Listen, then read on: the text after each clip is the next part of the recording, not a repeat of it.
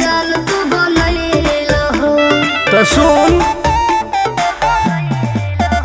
हम सही लोगन के न खास भइनी। अच्छा। थोड़ी ढेर बदमाशन के बस कइनी। तो बड़ी निमन विचार तोहार लागला। आगे सुनो। बोलो। नमव के हमर जयकार लागेला। अच्छा। वाला जनता दरबार लागेला।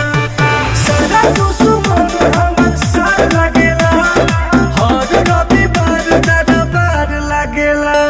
माफिया है माफिया।